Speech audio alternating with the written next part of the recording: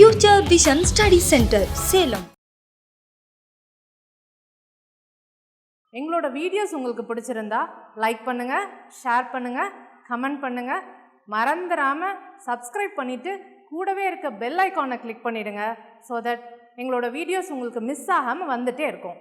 So இப்போ நம்ம பார்க்க போகிறது என்ன அப்படின்னா ரிசல்டன்ட் ஃபோர்ஸஸ் அப்படின்னா என்னன்றதை ஃபஸ்ட்டு சொல்கிறேன். ரிசல்டன்ட் ஃபோர்ஸஸ் அப்படின்னா விளைவு விசை. ஓகேங்களா?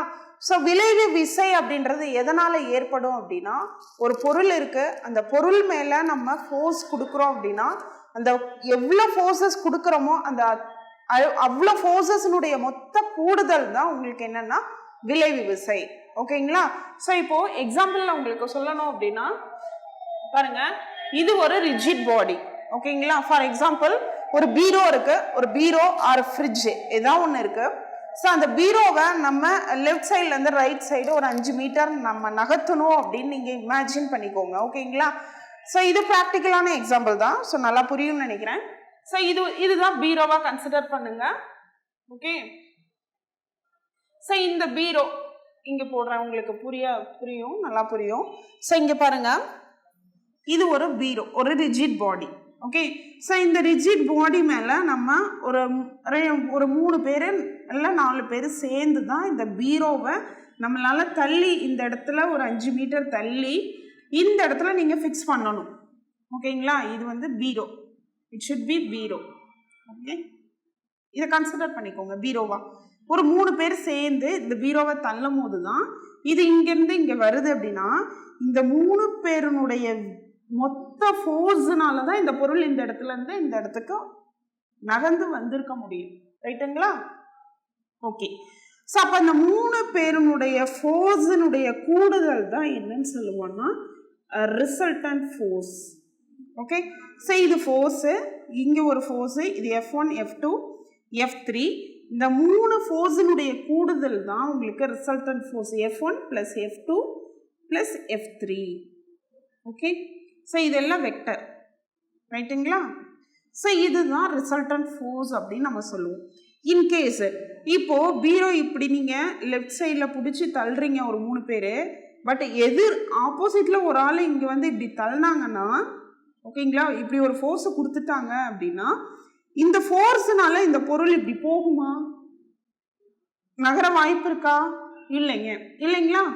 ஏன்னா இந்த பொருள் வந்து இந்த 3 ஃபோர்ஸ்னால மட்டும்தான் ஆக்ட் ஆக முடியும். இந்த பொருள் அப்போதான் நகர முடியும்.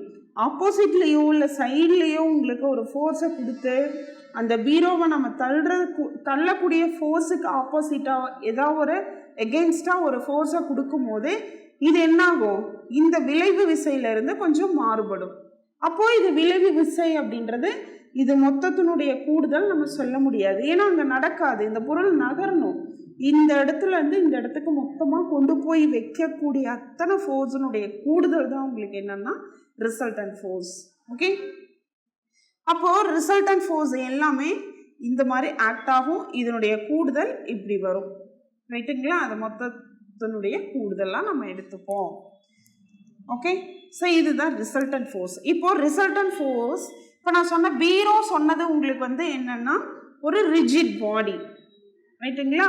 இப்போ நம்ம சொல்லியிருக்கக்கூடிய டெஃபினேஷன் என்னன்னா ஒரு பார்ட்டிக்கல் அப்படின்னா it should consider dot. Okay? நம்ம என்னவா கன்சிடர் பண்ணிக்கணும்? டாட். மிகச்சிறிய துகள் அப்படின்னா ஒரு டாட் அளவுக்கு இருக்கக்கூடிய ஒரு துகள் மேலே கொடுக்கக்கூடிய விளைவு விசை அப்படின்றது என்னன்றது definition. If a particle acted on by 2 forces, இது ஒரு பார்ட்டிக்கல். ஓகே? இந்த பார்ட்டிக்கல் மேலே 2 ஃபோர்ஸ் ஆக்ட் ஆகுது அப்படின்னா இந்த 2த்தினுடைய கூடுதல் தான் உங்களுக்கு என்னது? விளைவு விசை. Okay? So is said to be F1 + F2 is said to be the resultant force on the particle. Okay? So first one, இப்போ இந்த மாதிரி ஒரு ரிசல்டன்ட் ஃபோர்ஸ் இருக்குன்னா ஒரு ஃபோர்ஸுக்கு கண்டிப்பாக மேக்னிடியூட் இருக்கும் அண்ட் டைரக்ஷன் இருக்கும். ஓகேங்களா? இது ஒரு ஃபோர்ஸுக்கு. இப்போ 2 ஃபோர்ஸ் எடுத்துட்டாங்க, 2 ஃபோர்ஸுக்கு ரிசல்டன்ட் சொல்கிறாங்க. ஓகே? சப்போ 2 ஃபோர்ஸுக்கான கூடுதல் வந்து ரிசல்டன்ட் ஃபோர்ஸ்ன்னு சொல்லிட்டோம். ஸோ அதுக்கான மேக்னிடியூட் அப்படின்றது என்னன்னா square root of f1 square plus f2 square plus 2f1 f2 cos alpha. இது ஒரு டெரிவேஷன். இந்த டெரிவேஷன் நான் உங்களுக்கு எக்ஸ்பிளைன் பண்ணுறேன். பட் நமக்கு டெரிவேஷன் வந்து நாட் நெசசரி. ஓகேங்களா? எக்ஸாம்பிள் போகும்போது எக்ஸாமுக்குன்னு நம்ம படிக்கும் போது ரிசல்டன்ட் ஃபோர்ஸினுடைய மேக்னிடியூட் என்ன, அதுக்கப்புறம் ஆங்கிள் அப்படின்றது என்ன, அதுலேருந்து வேற என்னெல்லாம் சொல்லலாம், அந்த கான்செப்டில் நம்ம படித்தா போதும். பட் இது எப்படி வருதுன்ற டெரிவேஷன் உங்களுக்கு நான் ஒன்று எக்ஸ்பிளைன் பண்ணுறேன். பாருங்கள், இப்படி ஒரு ஃபோர்ஸ் ஆக்ட் ஆகுது. ஓகே, இன்னொரு ஃபோர்ஸ் ஆக்ட் ஆகுது. இது f1 வெக்டார், இது f2 வெக்டார். ஓகே, ஸோ இதனுடைய விளைவு விசை அப்படின்றது இதனுடைய கூடுதலுங்களா. அப்போ இதை வந்து நம்ம டயக்ராமேட்டிக்காக போடும்போது நீங்கள் பேரலோகிராமாக நீங்கள் கன்சிடர் பண்ணிக்கோங்க. ஓகே, ஸோ இதுதான் உங்களுக்கு என்னன்னா f1 ப்ளஸ் f2. ஓகேங்களா? ஸோ இதுக்கு இடையான ஆங்கிள் அப்படின்றது ஆல்ஃபா. இது மொத்த ஆங்கிள் ஆல்ஃபா, இதை மட்டும் தீட்டான்னு சொல்கிறாங்க. ஓகே, சரி. இப்போ f1 plus f2 vector, okay, the whole square அப்படின்றது எப்படி எழுதலாம்? f1 vector plus f2 vector the whole square நம்ம எப்படி எழுத முடியும் நம்மளால? f1 vector plus f2 vector dot f1 vector plus f2 vector எழுத முடியுங்களா? அதாவது மாடுலஸ் ஆஃப் காம்ப்ளெக்ஸ் நம்பர் அல்லது வெக்டர் கால்குலஸில் படிச்சிருப்பீங்க. மாடுலஸ் ஆஃப் வெக்டர் கால்குலஸில் நம்ம படிச்சிருப்போம், right? Modulus of A vector the whole ஸ்கொயரை நம்ம எப்படி எழுதலாம்? ஏ வெக்டர் டாட் ஏ வெக்டர்னு நம்மளால் எழுத முடியும். ஓகே, ஸோ அந்த கான்செப்டில் தான் modulus of f1 vector plus f2 vector the whole ஸ்கொயரை நான் எப்படி எழுதுறேன்? f1 vector plus f2 vector dot f1 vector plus f2 வெக்டர்னு எழுதுறேன். விச் இஸ் ஈக்குவல் டு இதை ப்ராடக்ட் பண்ணலாங்களா? f1 dot f1 dot f1 vector plus இது dot பண்ணி எழுதணும். So f1 vector dot f2 vector and then f2 எடுத்துட்டு multiply பண்ணுங்க. So f2 vector dot f1 vector and then f2 into f2 plus f2 vector dot f2 vector. Okay, so இங்கே பாருங்கள், a dot a vector dot a vector modulus of a vector the whole ஸ்கொயர்னு சொல்லலாமா? So அப்போ இங்கே என்ன சொல்லலாம்? Modulus of f1 vector the whole ஸ்கொயர்னு சொல்லலாங்களா?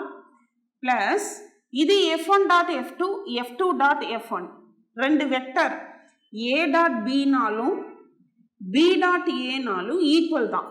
ஏன்னா கிடைக்கக்கூடிய ஆன்சர் நம்ம சாதாரணமாக ஐயோட கோஎஃபிஷியன்ட், ஜேவோட கோஎஃபிஷியன்ட், கேவோட கோஎஃபிஷியன்ட் எடுத்துகிட்டு மல்டிப்ளை பண்ணுவோம்.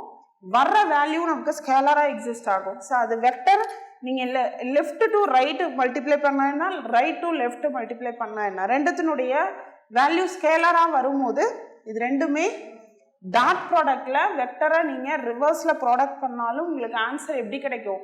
ஈக்குவலாக தான் கிடைக்கும். ஓகே, ஸோ அப்போ இது என்னன்னு சொல்லலாம்? இது ரெண்டுமே சமன்ற போது ரெண்டு time of f1 vector dot f2 வெக்டர்னு எழுதலாங்களா?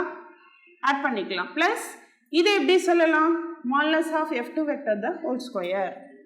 Okay, so modulus of f1 vector the whole ஸ்கொயரை வெறும் f1 ஸ்கொயர்னு சொல்லலாங்களா? ஓகே, ஸோ அதுதான் இங்கே சொல்லியிருப்பாங்க. f1 ஸ்கொயர் ப்ளஸ் இதை எடுத்துகிட்டு எழுதுனா f2 square plus 2 into by definition of dot product. இது நம்ம ப்ரீவியஸாக சொல்லியிருப்போம் இன்ட்ரோடக்ஷனில்.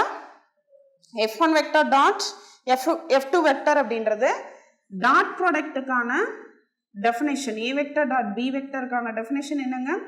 ஏ வெக்டர் பி வெக்டர், சரி, ஏ பி சைன் தீட்டான்னு படிச்சிருக்கோம் இல்லைங்களா?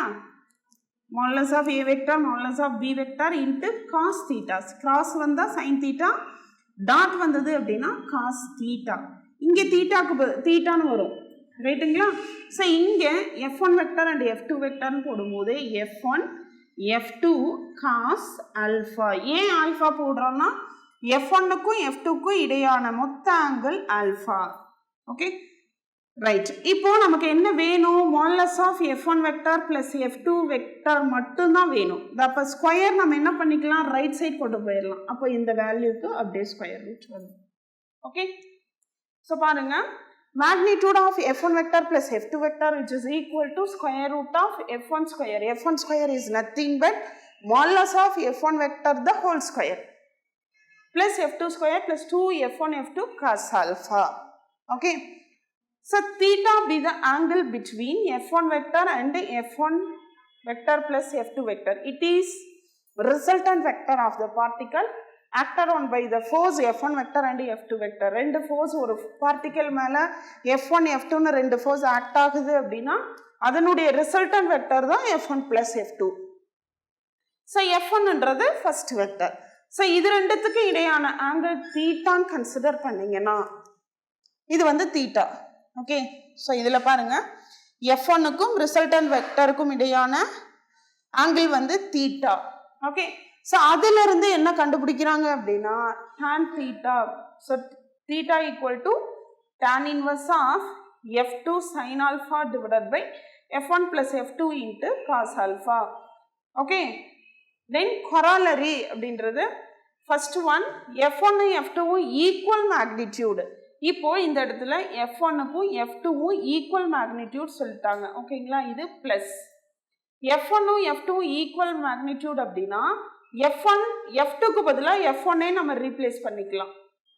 ஸோ இல்லைன்னா f1 க்கான மேக்னிடியூட் வேல்யூவும் f2 க்கான மேக்னிடியூட் வேல்யூ ரெண்டுமே f1 magnitude value f2 magnitude value same equal to fன்னு நீங்க எடுத்துட்டீங்க அப்படின்னா ஓகே, ஸோ ஈக்குவல் மேக்னிடியூட்னு சொல்லிட்டாங்க. ஓகேங்களா, ஸோ f1க்கும் f2க்கும் நம்ம என்னன்னு சப்ஸ்டியூட் பண்ணலாம், fன்னு சப்ஸ்டியூட் பண்ணிக்கலாம். ஸோ fன்னு இங்கே சப்ஸ்டியூட் பண்ணீங்கன்னா இங்கே f இங்கே f இங்கே f இங்கே f.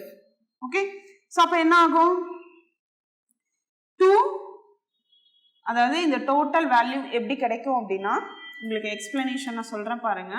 ஸோ f1ம் f2ம் ஈக்குவல் டு f கேபிட்டல் fன்னு நம்ம எடுத்துக்கலாம். ரைட்டுங்களா, ஸோ அப்போ f1 நம்ம ஆல்ரெடி கண்டுபிடிச்ச magnitude value f1 plus f2, f1 vector plus f2 வெக்டருக்கான magnitude value square root of f1 square plus f2 square plus 2 f1 f2 cos alpha நம்ம சொன்னோம் இல்லைங்களா. So which is equal to இதில் நம்ம என்ன சொல்லியிருக்கோம் f1ம் f2ம் fன்னு எடுத்துக்கலாம்னு சொன்னோம். ஸோ அப்போது இங்கே f square plus f square plus 2f ரெண்டுமே f, அப்போ f square cos alpha which is equal to okay. So இதில் பாருங்கள் ரூட் ஆஃப் 2f ஸ்கொயர், அப்போ 2f square plus 2f square cos alpha. Okay, so f square நீங்கள் காமனாக வெளியில் எடுத்துடலாம், 2 வெளியில் எடுத்துட்டோம் அப்படின்னா 1 plus cos alpha. Okay, so 2 தீட்டான்றது angle between f1 and f2, f1 and f1 plus f2, அதாவது ரிசல்டன்ட்டுக்கும் f1க்கும் இடையான ஆங்கிள் வந்து தீட்டா. ஓகேங்களா, ஸோ கராலரி பாருங்க f1 and f2 are equal magnitude, then magnitude of f1 plus f2 என்ன அப்படின்னு கேட்குறாங்க. Okay, so f1 and f2 are equal magnitude. So f1க்கும் f2க்கும் ஈக்குவல் மேக்னிடியூட் அப்படின்னா எப்படி எடுத்துக்கணும்னா f1ம் f2க்கான magnitude value say f. Okay, so fன்னு எடுத்துக்கும் போது இதே மேக்னிடியூட், அதாவது ரிசல்டன்ட்டுக்கான மேக்னிடியூட் வேல்யூ தான் நம்ம ஃபைண்ட் பண்ணுறோம். ஸோ இதிலிருந்து தான் நம்ம இதை கண்டுபிடிக்கிறோம் கராலரி அப்படின்னாலே. ஸோ இதில் f1க்கும் f2க்கும் மேக்னிடியூட் நம்ம என்ன ரீப்ளேஸ் பண்ணணும், fன்னு ரீப்ளேஸ் பண்ணிக்கலாம். So magnitude of f1 vector plus f2 vector which is equal to, we know that the square root of f1 square plus f2 square plus 2f1 f2 cos alpha. Okay, so which is equal to f1க்கும் f2க்கும் நம்ம என்ன எடுத்துக்கலாம்னு சொன்னோம், fன்னு எடுத்துக்கலாம்னு சொன்னோம். So this implies f square plus f square plus 2 into f into fன்னு எழுதலாங்களா into cos alpha. ஏன்னா நம்ம f1ஓட magnitude value f2ஓட magnitude value நம்ம என்னென்னு எடுத்திருக்கோம், fன்னு எடுத்திருக்கோம். ஸோ f நம்ம ரீப்ளேஸ் பண்ணிக்கலாம், which is equal to square root of 2f square plus 2 into f square cos alpha. ஏன்னா இதை ப்ராடக்ட் பண்ணிக்கலாம், இதை ஆட் பண்ணிக்கலாம், which is equal to square root of 2f square காமனாக வெளியில் எடுத்துட்டிங்கன்னா 1 plus cos alpha. Okay, so 1 plus cos alphaன்றது எதனுடைய formula, cos square theta 1 plus cos 2 theta divided by 2ங்களா? ஸோ இப்போ இந்த இடத்துல 1 plus cos alphaன்னு இருக்கு நமக்கு. அப்போ இங்க ஆங்கிள் வந்து நமக்கு alpha வரணும் அப்படின்னா இங்க divided by 2 இங்க divided by 2 போட்டு இந்த 2 இங்க கொண்டு வரலாங்களா? Okay, so this implies which is equal to 2f square into 2 cos square alpha by 2. Okay, so இதுல இருந்து நம்ம ரூட் எல்லாமே ரூட் வெளியில எடுக்கலாம். ஏன்னா 2 into 2க்கு ஒரு 2 வெளியில எடுத்துடலாம் பாருங்க. ஸோ 2 எஃப் ஸ்கொயருக்கு ரூட் எடுத்தீங்கன்னா எஃப், காஸ் ஸ்கொயர் ஆல்ஃபாவுக்கு ரூட் எடுத்தா cos alpha by 2. Okay, so the magnitude வந்து ஈக்குவலாக இருக்கும் போது ரெண்டு ஃபோர்ஸினுடைய மேக்னிடியூட் வேல்யூ ஈக்குவலாக இருக்குது அப்படின்னா ரிசல்டன்ட் ஃபோர்ஸினுடைய magnitude value 2f cos alpha by 2. இதோட angle simply alpha by 2. Okay, இது ஃபர்ஸ்ட் கராலரி. செகண்ட் கராலரி என்ன சொல்றாங்கன்னா f1 and f2 are perpendicular to each other. So perpendicular to each other அப்படின்னா ஒரு ரெண்டு வெக்டர் பர்பெண்டிகுலரா இருக்கு. ஓகேங்களா, ரெண்டு வெக்டர் பர்பெண்டிகுலரா இருக்கு, a வெக்டர் b வெக்டர். இந்த ரெண்டு வெக்டர் பர்பெண்டிகுலரா இருக்குன்னா இங்க ஆங்கிள் நமக்கு என்னது 90 டிகிரி. ஸோ இந்த மேக்னிடியூட் வேல்யூல ஆங்கிள் alphaக்கு பதிலா AB. So F1 and F2 it should be considered as F1 vector. இதை வந்து நம்ம F2 வெக்டர்னு கன்சிடர் பண்ணிட்டோம் அப்படின்னா இது ரெண்டுத்துக்கு இடையான ஆங்கிள் 90 டிகிரி. ஸோ இங்கே ரீப்ளேஸ் பண்ணுங்க 90 டிகிரி. ஸோ இந்த காஸ் 90 டிகிரி வேல்யூ 0. அப்போ இந்த டோட்டல் காம்பனண்ட்டும் உங்களுக்கு என்ன ஆகிடும் 0 ஆகிடும்.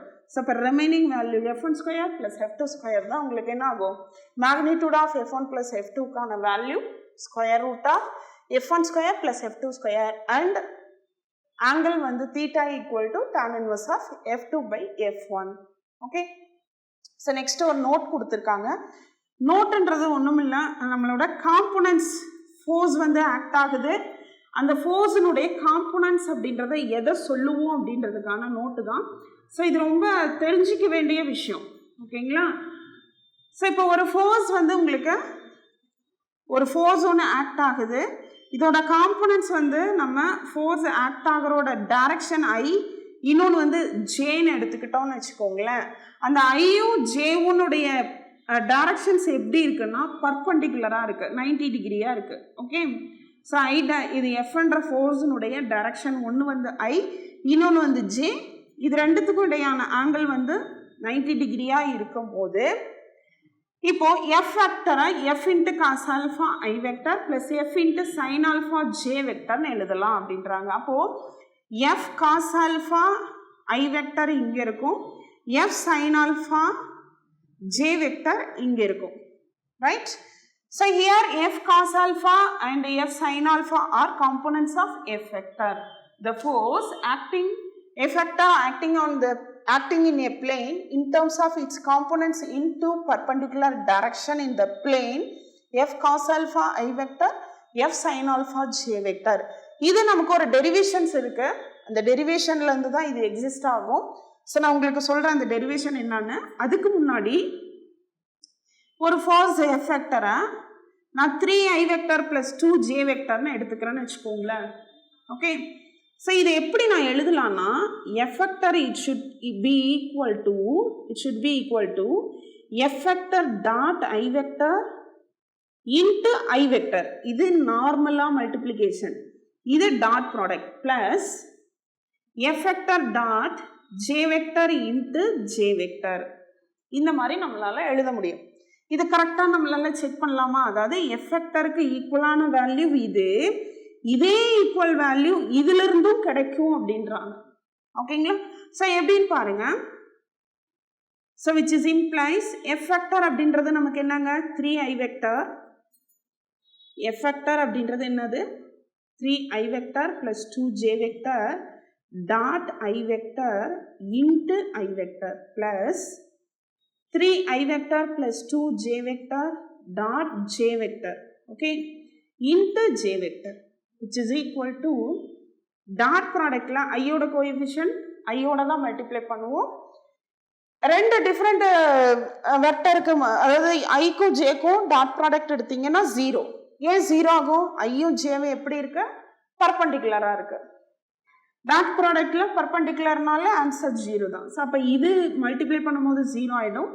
இதுக்கான வேல்யூ 3 இன்ட்டு ஐ வெக்டர். ஏன்னா இங்கே ஒரு ஐ வெக்டர் இருக்கு இல்லைங்களா, இந்த இன்ட்டில் இருக்கக்கூடிய ஐ வெக்டர் ப்ளஸ் இதில் ஜேக்கு டாட் ப்ராடக்ட் எடுத்தீங்கன்னா 2 இன்ட்டு ஜே வெக்டர். இது என்னது? F vector. அப்போது ஒரு ஃபோர்ஸை இந்த மாதிரி நம்மளால் எழுத முடியும். ஓகே, ஸோ நான் இப்போ எப்படி எழுதுறேன்னா F vector equal to F vector dot I vector into I vector plus F vector dot J vector into J vector. ஓகேங்களா? ஓகே, ஸோ இப்போ பாருங்க, இந்த எஃப்க்கும் ஐக்கும் இடையான ஆங்கிள் வந்து நமக்கு அல்ஃபா. ஐயும் ஜேவும் எப்படி இருக்கு? நமக்கு ஆங்கிள் 90 டிகிரி மைனஸ் ஆல்ஃபான்னு இருக்கு. ஆமாம் தானே? அதாவது எஃப்க்கும் ஜேக்கும் ஆங்கிள் வேணும் அப்படின்னா இந்த ஐக்கும் ஜேக்கும் இடையான ஆங்கிள் 90லேருந்து ஐக்கும் எஃப்க்கும் இடையான ஆங்கிள் அல்ஃபாவை மைனஸ் பண்ணுறது தான் எஃப்க்கும் ஜேக்கும் இடையான ஆங்கிள். ஓகே, நான் இன்னொரு முறை ரிப்பீட் பண்ணுறேன். ஐயும் ஜேவும் உங்களுக்கு பர்பண்டிகுலராக இருக்குது. அப்போ பர்பண்டிகுலர் அப்படின்னா இங்கே 90 டிகிரியில் இருக்குது. ரைட்டுங்களா? ஐக்கும் எஃப்க்கும் இடையான ஆங்கிள் வந்து அல்ஃபான்னு எடுத்துட்டிங்கன்னா எஃப்க்கும் ஜேக்கும் இடையான ஆங்கிள், இந்த டோட்டல் ஆங்கிள் 90லேருந்து இந்த ஆல்ஃபாவை மட்டும் மைனஸ் பண்ணோம் அப்படின்னா எஃப்க்கும் ஜேக்கும் இடையான ஆங்கிள் கிடைக்கும். ரைட்டுங்களா? ஸோ இப்போ இந்த இடத்துல பாருங்க, நம்ம என்ன பண்ணுறோம்னா F vector equal to F dot i vector A dot பிக்கான டெஃபினேஷன் என்னங்க? AB cos theta. Right? So இங்கே எஃப் டாட் ஐ, ஸோ எஃப்க்கான மாடுலஸ் வேல்யூ எஃப் தான், ஐக்கான modulus value i vector modulus எடுத்தீங்கன்னா 1. ஓகேங்களா? ஸோ அப்போ 1 இன்ட்டு காஸ் அல்ஃபா. ஏன்னா எதுக்கும் பார்க்குறோம்? ஐக்கும் எஃப்க்கும் இடையான ஆங்கிள், ஐக்கும் எஃப்க்கும் இடையான angle alpha. So cos alpha into i vector plus எஃப்க்கும் ஜேக்கும் இதே டெஃபினேஷன் யூஸ் பண்ணுங்க. அப்போ modulus of F vector. So we simply F ஜேக்கான இதே போல் ஜேக்கு டிட்டர்மினன்ட் வேல்யூ நமக்கு என்னது? 1. Magnitude value of j vector is 1. So into 1 cos of எஃப்க்கும் ஜேக்கும் இடையான ஆங்கிள் எவ்வளோங்க? 90 degree minus alpha into j vector. ஓகேங்களா? ஸோ இப்போ F cos alpha i vector plus F into cos of 90 degree minus theta. First குவாட்ரண்ட்டில் நமக்கு 90 minus தீட்டான்னு வரும் இல்லைங்களா? ஸோ இங்கே 90 மைனஸ் ஆல்ஃபா. காசுக்கு என்ன ஆன்சர் வரும்? இங்கே வந்து 180யோ 360யோ இருந்தால் தான் காசாக வரும். 90 270க்கெல்லாம் காஸ் சைனாக மாறும். அப்போ sign alpha. Okay, so F into sin alpha into j vector. So f vector கான components யாருங்க? So f cos alpha I vector, f sin alpha j vector. Okay, so இதில் வந்து f vectorக்கு நம்ம எப்படி எடுத்துக்கிறோம்? f cos alpha I vector plus f sin alpha j vector என்றது எதோட components?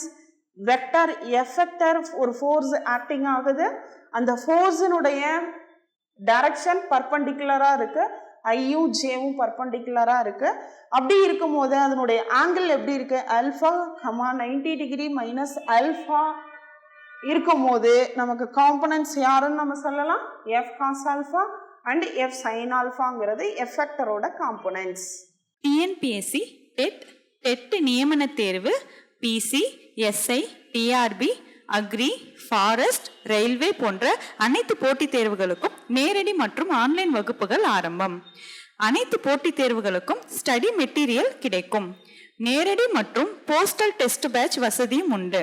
தொடர்புக்கு future vision study centre, Salem.